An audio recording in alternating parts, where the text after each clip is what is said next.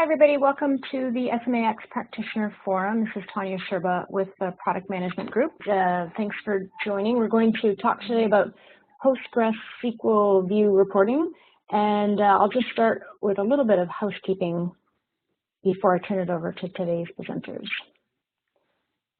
Next slide. So if the first time joining us with the Practitioner Forum, we generally bring a topic that either is a new feature or that we've maybe seen a few questions come in through support or on the software community and could benefit from some more details. Today is actually a session about a new capability, so it's a little bit different. I encourage you to take a look at the list of Practitioner Forum recording links for other information that might be helpful to you. The idea behind these sessions, of course, is to bring you information and solutions that are going to help you with your SMAX implementations and real-life usage. If you have suggestions for other topics, send them along. Next slide. A little bit of housekeeping today. Wanted to let you know, if you haven't seen notifications already, about two webinars that we have planned for this month. The first one is on April 18th, and it's What's New in the SMA Suite, and an SMA overview including CMS as of the February release. It's a 90-minute session, and mostly, many customers weren't able to see this original session that we did at the Micro Focus Universe in Monaco, so we wanted to repeat it for the greater audience, so encourage you to attend. And then the next one is on April 25th, specifically for Service Anywhere customers. So it's an SMA Suite update, but we'll be targeting a Service Anywhere customer to help them better understand the differences between the two and that migration from one to the other. Soon we'll be announcing other webinars for our May release readiness, as well as a What's New webinar planned on the Vivid organization. Next slide. And I think that's it. I will hand it over to David Baron and Brindusha Kevorkian. Excellent. Thank you so much, Tanya, for getting us started. And as she said, both Brindusha and I will be presenting the details on this feature and showing some demonstrations as well. The ability to do Postgres database-based view reporting actually was introduced in the February release with SMAX, and we're happy now to bring a lot more information on this feature. Also, it's a feature that, to be frank, was very lightly, if at all, documented in February, and so we're bringing both the Practitioner Forum now with the information that you see today, and a lot further documentation as well that will be in the documentation web for your access. Right. So as far as the topics within this feature, what we'll do today is start with just an overview on how to use and why you would want to use this view type of reporting directly into your Postgres data store. We will look at some demonstrations on how things are set up and actually creating some sample reports. And then after that, there's a section where we can discuss some architectural considerations. I'm sure some of you will have questions around that, such as how to efficiently do reporting against the database so you don't affect production. So we'll talk about those things at the architectural section. And of course, Q&A, you can type your questions in the chat. When you do, just a reminder one more time, send them to everyone so that we all see them, and then we can, maybe some will reply as one of us presents, or at the end we will get back to that in Q&A as well. And with that, let's first talk about really the context for this kind of reporting. As many of you know, we have in-tool reporting as well available in dashboards or reports that you can create inside of SMAX. And you see a typical screenshot of that dashboard here, and it's it's a very powerful feature which allows you to have both some operational and analytic over time type of reports against the various records associated with applications in SMAX, whether we see here ideas or incidents, proposals, requests, changes, etc.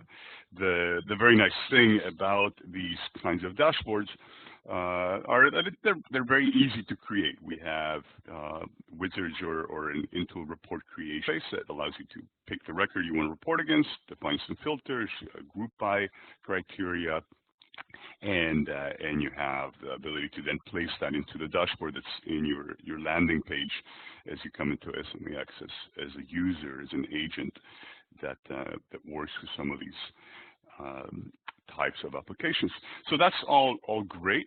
At the same time, we do have limitations in terms of some more robust or complex type of reporting capabilities that many times involve more involved queries, basically joining various tables, traversing various links, and so you can't do every kind of report in the into type of functionality, and this is where the ability to do reporting directly against your Postgres data store using a BI tool becomes very powerful. But first, let me describe some of the examples of reports that you can't do today in the into reporting, but you certainly can with some of the examples that we'll show with BI tools. One class of reports are those that involve many-to-many relationships between records. One that I'll actually spend a little time building an example here live is, let's say you want to see incidents caused by a change. So there is a many-to-many relationship between incident and change, and you want to look at all incidents that were triggered into creation because of some change that might have affected something in the infrastructure. Or another example is there's a many-to-many relationship between devices that are related or affected by an incident, involved in an incident. So you want to maybe look at any CI that was related to an incident and maybe group it by the owning group of the CI or any other kind of criteria. Another many-to-many relationship just between requests and incidents, and a lot of times people want to know requests that were resolved by a related incident, etc. So these are just some examples. I'm sure you can come up with many others. A different class of reports that are often requested have the need to do multiple hops across linked records in order to do different types of grouping or filtering based on fields of multiply linked tables. So for example, let's say that we have the example here, grouping by information on the person record that's associated with some other ticket. Like requests obviously have links to the person record, where there's the requested for, requested by, assigned to person. So that's a direct link between request and person, and sometimes you want to see requests grouped by the location of the requested for or the requester, or requests that were submitted grouped by the cost center of the different requesters that trigger the request. So you are grouping by some field in that linked record. Or let's give another example, filters on device, such as I wanted to see incidents involving a CI that is located in a specific data center or a specific location, or changes that involved servers of a specific OS version. So there's a multiple hop type of filters or grouping. And another example here, the third category, is reports that involve or type of queries, where you want to filter by oring different fields. Like I'd like to see incidents that are assigned to or escalated to my service group. So there's two different fields, the assigned to and the escalation group fields in incident.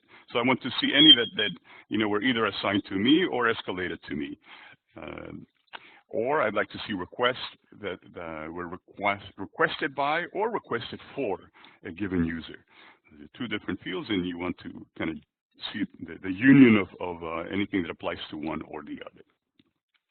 Sometimes you'd like to also have reports that combine multiple tables. Like I'd like to see both incidents and requests that were opened last month by a specific person, or any incident and requests that are assigned to me, and see them all in a single report that combines both of those tables. So there's these examples. Really, once you go into a powerful BI tool that is built as a best in class for doing any kind of reporting and manipulating data store databases, you can do all kinds of very interesting analytics and reports. These are just some examples that you can see here. So the question is, how do you get going using our new views into our Postgres database to do these kinds of reports? And let's take a look, first of all, from an architectural perspective. What is this feature we enabled in February? Basically, it's a feature that enables you to directly connect your favorite BI reporting tool, analytics tool, to the SMAX data store that, as you know, we use Postgres as our database for all record information. There is information also stored in NFS, as you know, but that's more attachments or configuration file. But as far as the records, let's say request, an incident, a device, and all of its fields, those are all available in Postgres. Now, just the fact that we store the data in the database wouldn't give you really enough to go by to directly connect to your database, because now that you have from the container hooking up to your Postgres, you have of course access to the data store, as long as you're a database admin, have the login credentials to access it. However, the way that the data is stored is not normalized in a way that you can easily report against it or understand it from a data model. So what we have introduced is a set of views, basically the views into the data that provide a standard usable type of schema view into the data, so that you can do the reporting using those views. And you can hook up any number of tools. In today's presentation, I'll show you some examples and produce as well using the Microsoft Power BI tool, which is powerful. It's fairly easy to use. There's many others that are quite popular. Tableau is one that has a lot of penetration in the market as well, and it's quite nice, etc. Now, as far as the actual use of this, when you have a deploy a tenant in your suite instance, we automatically generate views for all of the record types that are in that tenant. And the views basically, as I said, provide a readable schema for understanding the data. And the views don't have to be generated again unless you change your schema. So if you go into our record management interface and decide to add some custom fields to a table, or maybe with the coming support with SMA Studio, you've created a new record type with its own fields, and you also want to be able to report against that. That would also be a change in the overall schema of the records in SMAX. And so you can then refresh and generate new views. You see that here in the application settings screen. Let me actually bring up a browser just to illustrate that. If you go to administration and you go to application settings, bring that screen up, and at the very bottom, the last setting that you have, because it's maybe one of the last things that we added in February, is the status of the database reporting view generation. Let me increase my font so you can read it better as well. And you'll see at this point that my refresh button is disabled because I haven't made any changes to my schemas since the last time that the views were generated. So that's you can actually see when was the last time that the data was updated. I guess in April 6th we added a field and we did a change there. To be clear, you don't have to regenerate or refresh anything just because your data has changed, right? Let's say that between this morning and right now, 100 new requests were submitted and 5 incidents were resolved. That's all being stored directly into Postgres, and your BI tools using our views will see that data. If you refresh and report, the data will be there. So you don't have to regenerate views. The views are not about data, they're about the metadata, the schema information for understanding the operational data in the database. So that's key, and we'll see it also live in the demos. We'll change some tickets and then see how the reports can update to see those latest changes. So that's as far as view generation. Now, to understand the actual views, there's a few things that provide important background information. First is that, as you know, you have the ability in a single instance of deployment of SMA and a suite and containers. You can have multiple tenants that are managed. Some may be, let's say, development, staging, production tenants, or maybe you have several production tenants that represent different lines of businesses, etc. There are different views, or a complete set of views generated to represent the access of data for each tenant. And in fact, you'll see here's a screenshot from Power BI, where we'll play with that live in a moment as well. There's a prefix that has the tenant ID, so you see this view underscore and then a long number. That is actually the tenant ID of one of my tenants. And then you see the name of the view that matches some record type, like change, company, device, incident. So when you are doing reports in your BI tool, you can filter to create queries based on views, and typically you'll prefix with your tenant ID, and then you only see the views for that tenant. Then you pick the right view to represent your table, and you can start to use that in queries for your report. Now, one thing that may be obvious from this right now, it means that a database admin that has the login credentials to hook up the BI tool to Postgres will be able to create reports against any of the reports. So, any of the tenants that you have. So it's a fact of the way that we generate this today. If you wanted to have separation, only some admins see some tenants and not others, there is not a possibility to separate. Once you are an admin of the database, you can create reports against any of those. Of course, the person creating reports can then generate and publish them to groups of people within the BI tool features, so that maybe the ones consuming the report could be under the right credentials, as that's managed by more of the sharing and publishing of the actual reports. But the creation of reports gives that user the visibility across all the tenants. So the first thing you see here is, of course, the tables and the views. Now, to understand the actual content of a view, let's say that I drill down into one of them, the device one, and you'll see that basically there's all kinds of fields represented there, and you want to know more about it, understand the model. The easiest way to understand this is to just use our record management UI as your reference point for what are each of these fields that are shown here. Basically, the same names that you see in your record management are used in your view as well. So if there's, for example, an asset model field here, which is actually an entity link to another table, you see it here. Here's asset model, and actually, in this case, in Power BI, there's a little symbol here that's shown when something is a link.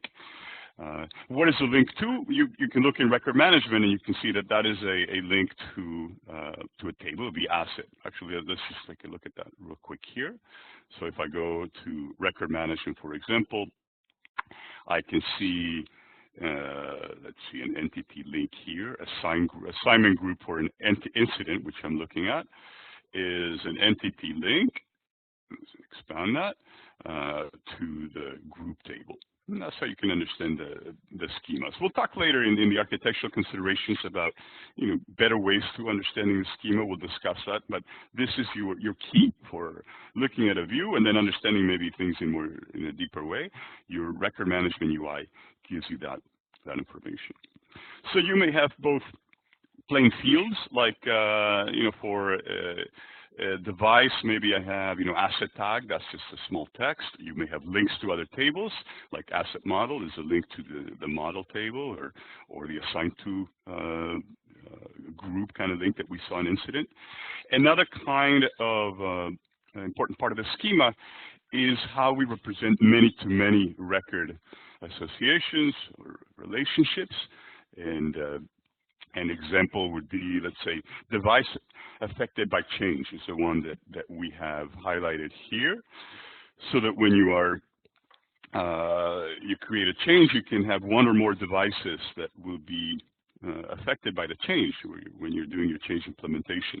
And that's represented by a many-to-many relationship. You can see that in our record management logical type. It's many-to-many. What that means is that there's actually a separate join table that has two columns. It points to the change table and it points to the device table, and that way you have connectors between change and device. Very basic database schema fact, but it also means from the view generation that we will have a device affected by change view, the name taken from what you see here, also in record management, device affected by change, kind of cropped up over here. There will be a view that represents that, and you will use it in many kinds of reports where you want to do the union between those records to do the kinds of examples that we looked at earlier in the introduction section. So it's just good to know and to understand the views. All right, so that's just some background information, but nothing like actually seeing it live. So we'll try creating a few reports using what I've shown you so far. The demo that we'll see, again, as I said, is done using Power BI. That's just one of various tools. It happens to be one that I think many of you may have access to it these days if your customers or partners that may have an Office 365 type of subscription can use that to log in and use Power BI. That's what I use. At Micro Focus, we have Office 365 licenses, so anybody in Micro Focus can use Power BI. And that may be the case in your environment, or maybe you have standardized with a different BI tool, or you can investigate some options for interesting reporting. That it's fine. So there's a few things that I have here in this deck. This is just interesting in case you don't use Power BI already and you want to try using it. Just want to mention some things here on the deck that you'll have as a reference. You can install and even try it for free for a period from Microsoft. This is what you wanted to use, so I have a link here for the download site for that. There's also a couple things that are interesting if you use Power BI. I have it running over here, and I'm already running some reports. There is a way to connect. I've already connected here, but when you connect with Power BI to a data source, you have all kinds of sources that you can have. Excel, some service, SQL Server. If you click on more, you see a list of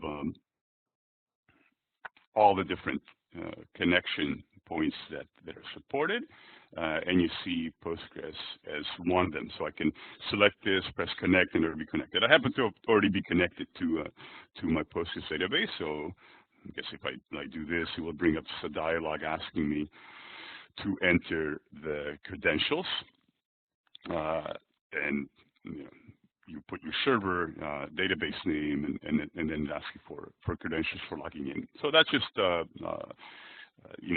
already connected to mine, but that's how you do it. Now, if you try this in a freshly deployed Power BI desktop, you will actually run into kind of an error message, because in order to connect, there's a couple of preliminary steps that you have to take to enable Power BI to connect to a Postgres database. And the slide here gives you the two steps. First, you actually have to install this Postgres driver into your desktop. There's a download link that I put here just for easily doing it. You install it, and that's the first step.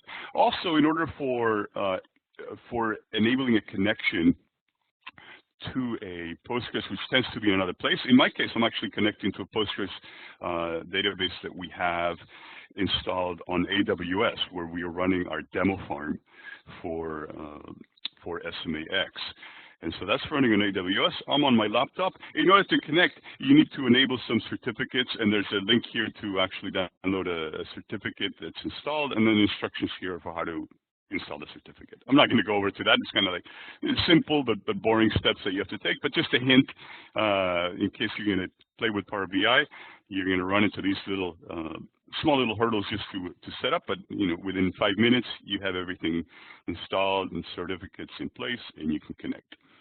So there it is. And then actually connecting, as I said, you press Get Data, you choose the More button, you choose Postgres, and then the next step asks you for the credentials for your database. Now let's get to a little bit more fun part of the demo, which is to create a new report. And the report we'll create here, I will show you some examples, and then Brandusa will show some as well. I'd like to show you how to create a report that uses that many-to-many relationship between incidents and change. We have actually a couple of relationships like that. There's one that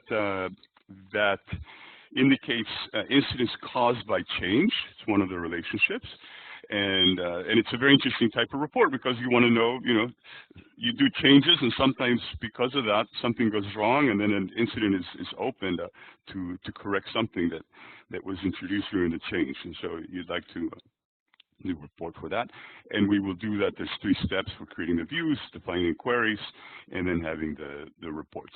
I'll do that live. In the deck here, I actually have step-by-step instructions, which you can look at also for reference. So in case you want to take notes or screenshots, just know that it's all, what I'm going to show you live is also in the deck.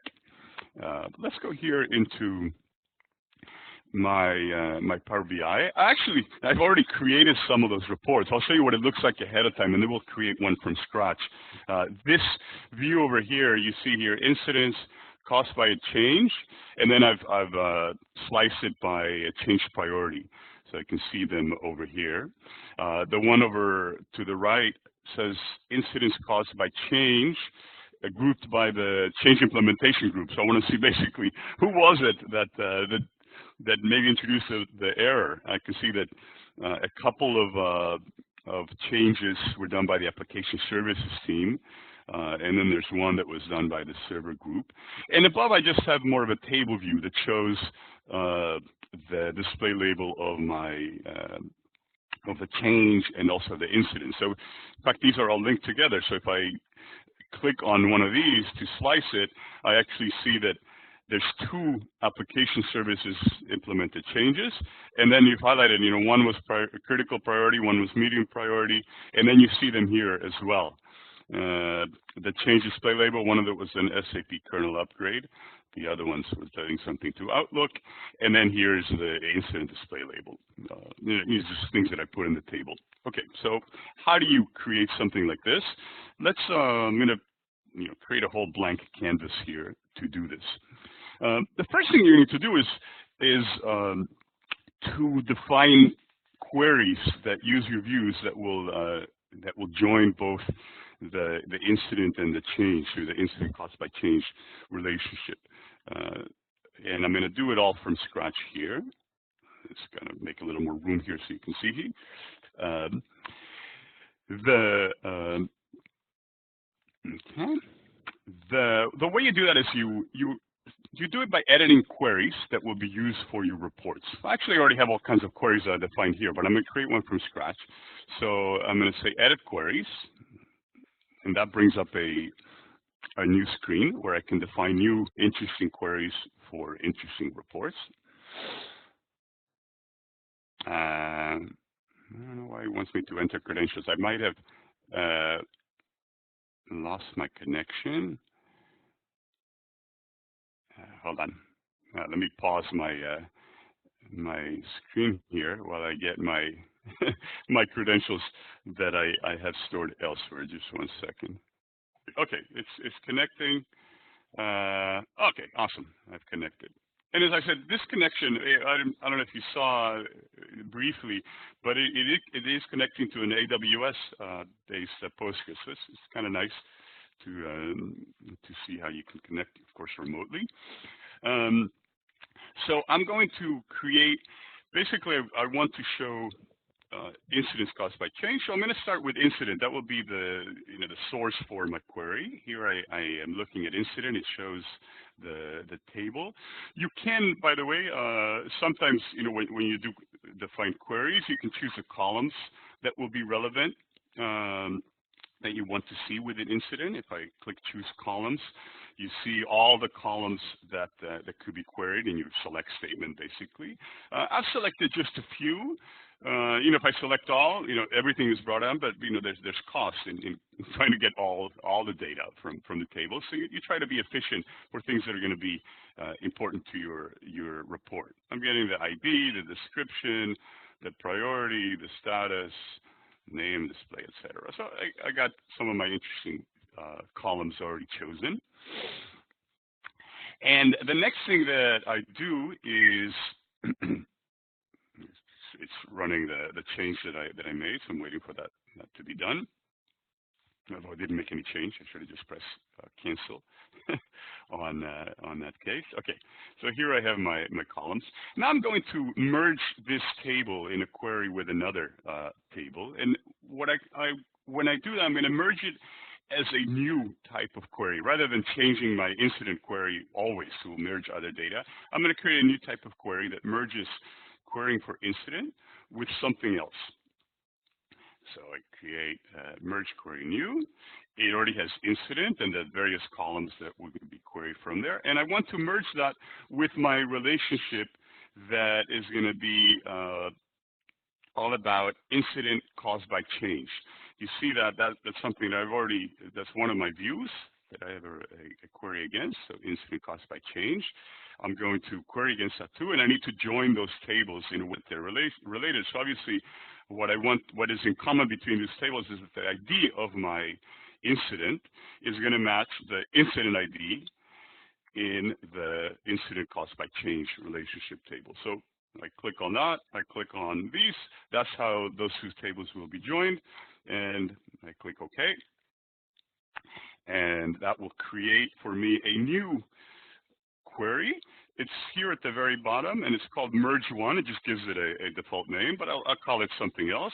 I'll call it incident caused by change demo,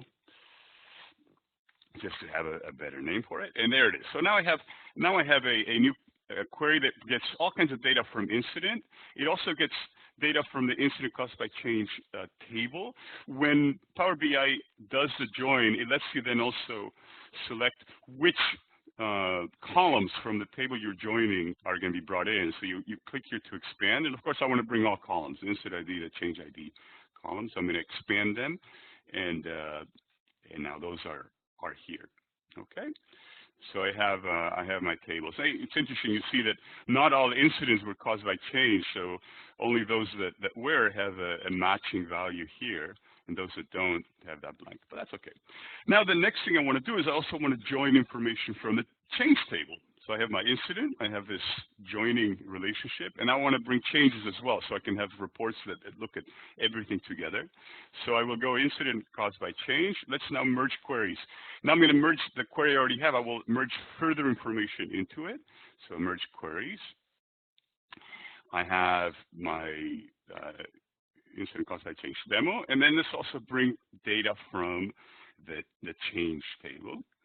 Now again, you need to define, well, how are you going to know which changes to join with your incident records?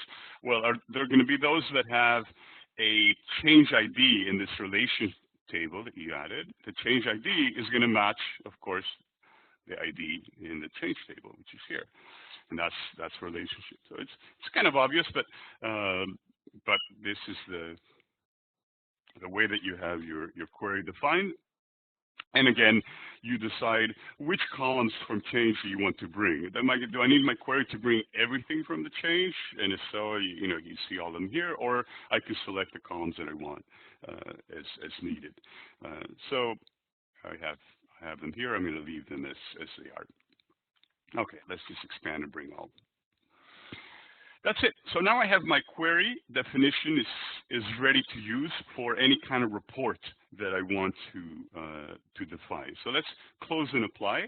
That will save that as a query that I can use, and it will apply my query changes. I think I changed the incident table as well. So any reports that I had that had queries against incident are being regenerated. So as it connects to Amazon and does my updates of the queries, it takes you a moment to apply my changes. And yeah, I had a lot of a lot of reports that are using incidents, so it's doing a lot of updates there. In a moment, my queries will be ready for use. Okay. David, I have one question while we're waiting for the query changes. So Scott asks, if you select the fields for the view, forget one, and then only later catch the mistake, how do you correct? Do you need to start over? Yeah, no, you can always go back and update any of your queries. And the only thing is that once you do, just like I did here, it does an update to all your queries and reports. So you can always change. And the only thing where you may break an existing report, like I have things here, let's say that you've made a change to your queries and you're no longer pulling in the certain column that the report has, then I don't know what Power BI does, but you might have some reports. So as you can see here in Power BI, you can create all kinds of reports as needed. Like let's say that we want a stack column chart. Click on that. I have it here. And then you choose, well, what query am I going to put in here? And you see all the queries that I've defined. Some are just queries directly against views that I've pulled in. Some are these that don't have the prefix are those that I define more manually, like incident caused by change demo. So if I open that up, here are all the fields that are being brought by my query. So let's say that I'm going to break down the x-axis. Basically, my axis is going to have maybe the priority of my incident. So I put that here. There's an axis drop down, so I'll have that. And then, of course, I need a value. What is it that I'm counting? I'm just going to count maybe the ID, the number of unique IDs, which are basically unique incidents. So I'll put that as the value. I got here. And then you see here my report. So I have low priority. I had 90. Let me just see a count of ID. Medium priority, I had 33, 4, and 4. And so you have the report. It's just as easy as that. And then you can, of course, do further things if you wanted to, define your filters. I want to see, all my priorities, or maybe I only want to have this show, high and critical priorities. You can play with it. So that's just some of the things that you can see here. So I'm going to just show you a couple of quick reports that I want to give also Brandusa a chance to show some reports she created. This you saw how to create a report. I showed you examples here of incident by change. Here's another example, devices affected by incident, another many-to-many. So we can see, for example, here's Windows Server devices that were affected by an incident. Here I'm showing them more as assigned by different groups. And then broken down by priority as well. So here are all the devices assigned to, or Yeah, they were assigned to the data center services group and then broken down by priority. And then if I click on any of these, it will do a drill down just to show me the actual devices here if I want to actually do something with them. I have request assignments. I think this is showing me an OR query. So I wanted to see queries of requests that are either assigned to this group or where the expert group is this group, application services. You can see how here is kind of like an OR that's showing me all of them. And if I actually look at this, I could have different filters that expert group, I wanted to see application services, but I could have selected others as well. And the last one is, here's one that does several hops where I want to break down requests by the requested for's location. So you have them here as well. So I can see how many requests came in from the United States, how many from Japan, and that's based on a field on a person record. Just some fun, some example reports. And with that, Brandusa, I'll let you show some of the interesting ones you made, especially with SLPs. And let me pause my sharing and give you maybe show one more because oh yeah, BI just crashed on me, so I have to reopen it. Hold on, let me get back to my share. Of my BI reports here and the service, the SMAX tenants, and just let me refresh. So what we'll try to show now is a report where we see all the requests grouped by the location of the requested for. So this is an example where in the tool, because we have two hops, it's not something we can accomplish. We can do, for example, the grouping by requested for, but then we cannot do the next level of grouping, which is the grouping those people by their locations. So here's the example I have where, and we can open this definition. Let me make it a bit bigger here. So what we have on the x-axis is the display label of the location, and then on the y-axis the count of the request. And just to maybe go a bit further, and show you how it works, and that this is actually the real data. Let's do a secondary grouping by the person name. So I'm just going to drag this in here, and it's going to allow us to have the secondary grouping, and then let's just pick I don't know, one random user, in this case Alanis, and then if we do the grouping here, the filtering, and we'll look for Alanis. Okay, we see we have this 12 records, right? And let's just go in and pick Alanis.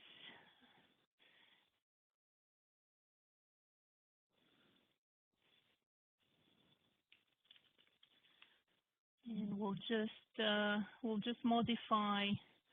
We'll add a location for this person.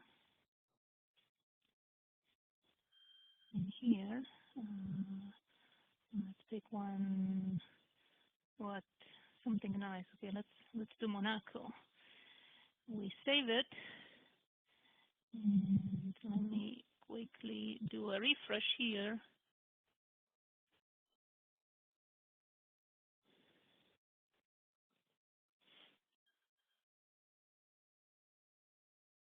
It's just going to take a minute, refreshing the tables, and then we see, the Monaco bar has appeared, and we have the person name in here as well, right? So as you can see, you can quickly refresh as well the reports. as needed. If you want to make a modification, or the data itself has changed, you can quickly get the data updated. So as David mentioned, right, we have, and he showed how to create it from scratch, but basically in this case, what we did is we started with the request as the first table, and then we linked that table with both the location table and with the person table, and using the requested for ID as the key with the person table, and then from the person table the location ID to link further with the location. So let me move on to some examples of the SLT reports, and this is a report you can do in the tool as well, right? So I'm going to start by just showing this example. And you'll see we have very similar results, right? So in here I have 905, 597, and if I go here, 905, 597. So you can see very similar data, right? So this is just a confirmation that we're getting the data out the same way we have it in the tool. In this case, because on the service level target table, we have a number of fields that have been copied from the request or from incident. We can actually do this type of report in the tool, but the number of fields are limited in this case, right? So we have information about the parent ID, we have information about the status, the priority, and the group. But that's the level of details we would be able to do in the tool. Now, if I want to drill down more into fields that have not been replicated into the service level target entity, I can do that now with the views.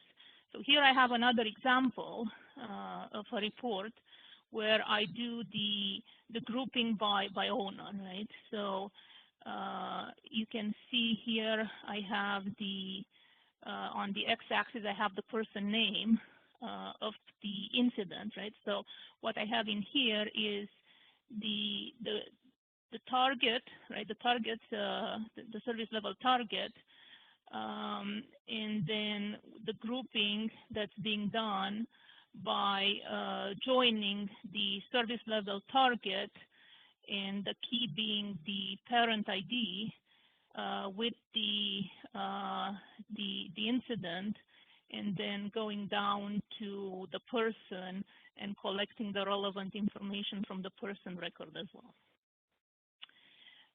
So in this case here, let me make this bigger so we can see the filters, right? As you can see, I have a filter by target type, and the 200 in this case is the resolution target, and then yeah, that's about it. So you can slice and dice in different ways and extract the data you need.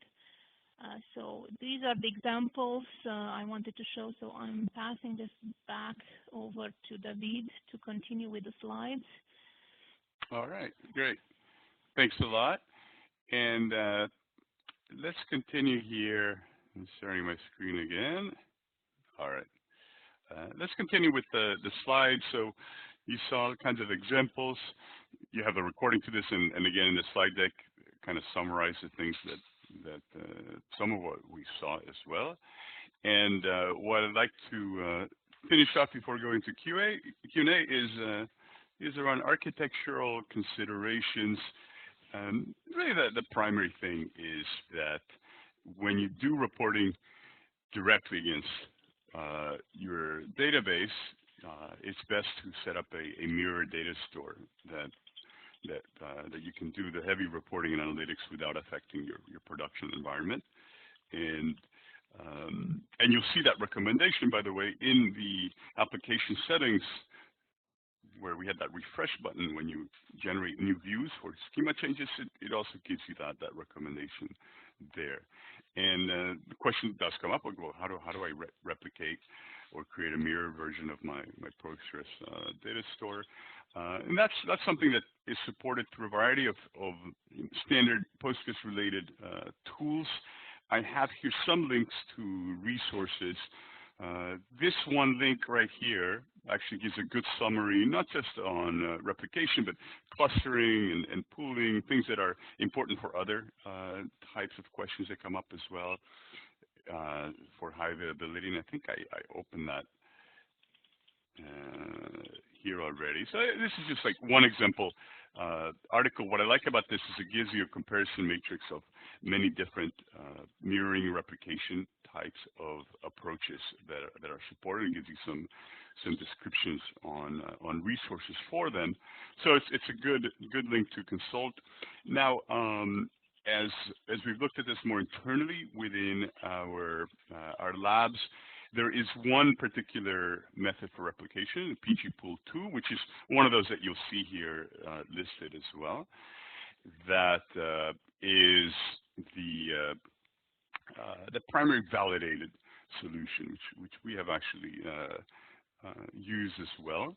And so we recommend it. It uses a Postgres stream replication, and then it gives you some other information about it. It can be used for failover as well. There's also a link here to another article that consolidates the details on setting replication. So if you haven't done that before with Postgres, use these resources. There's a lot of Postgres being generally supported through a variety of different open source projects for that kind of replication support. Do take a look at that and can discuss if you have questions. You will not find these kinds of specifics in our documentation because we're not documenting Postgres itself, but we do have references here to what you can use here. Some other things that I should mention that are items in the backlog. Some of them we know are quite important. One is user option reporting capabilities within the Postgres views. This is a use case actually that we're enabling also in our in-tool reporting. So that's been in our roadmap there, but it's important even in these kinds of views. And so we do have some plans in the backlogs and roadmap to enable that. The views that generate today don't give you visibility into user options that may be part of a model, let's say for a change or an offering using a request, and that sometimes is something that comes up as a need. So you can look for that still to come. Also, there's some improvements that we may need to look at for proper support of enum display names. I think if we look at some of the reports, like this one right here. I don't know if the font is too small for you to read the priority that are broken down for incident. It says critical priority, high priority, low priority, medium priority. That is based on the enum values. If I look at I think let's look at priority.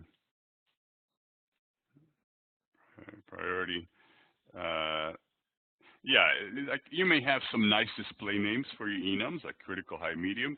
We show in our reports more of the technical name or the unique name, which sometimes is quite readable in most of our enums, but they're not always completely readable. And you may have display names that are localized and much prettier for a pretty report, depending who you are you're giving the report to. So that's something that remains to be looked at. But when you use enums in reports, it uses the name, the unique name, not the display name for visibility. Also, we are in the process of creating many examples like the ones that you saw here. And we believe that over time we can create a shared set of reports that you can look at for examples and KPIs. So I think that will be useful for or best practices. And there has been questions sometimes on can we provide a more formally documented data model, diagram showing relationships between tables. Right now, as I mentioned earlier, you can look at our record management interface as we saw here, and wherever I had it, and then you see the many-to-many and link relationships. But sometimes it's a lot easier if you have entity diagram, relationship diagram showing that. We're considering some ways to generate that as well, but just note that right now this is your source for understanding the data model, and it's not after you get to know a few of the basic tables that you need to do reporting against, it's quite simple. So I don't know how much added value a diagram would bring, but I just bring it up here, and people that may have comments or experience on trying to create reports with BI tools can chime in as well. Vivi, we're just about out of time here. I think on that comment about the data model, I think it's the getting started or the end or the implementer's guide has some information about the entities and how they're related to one another that would be helpful as well. Yeah. And it looks like we've, I was just going to say, it looks like we've answered all of the questions in the chat. Of course, in the last minute or two here, folks want to come off mute, that's fine too. Or we'll hang out here on chat for a minute to see if anybody adds another question. But thank you both for a great presentation. I think we'll be very interested to see what folks do with this capability, and maybe it's something that they can post on the SMAX Q&A, share some of the results that you're finding and that you're able to achieve. Thanks, everybody.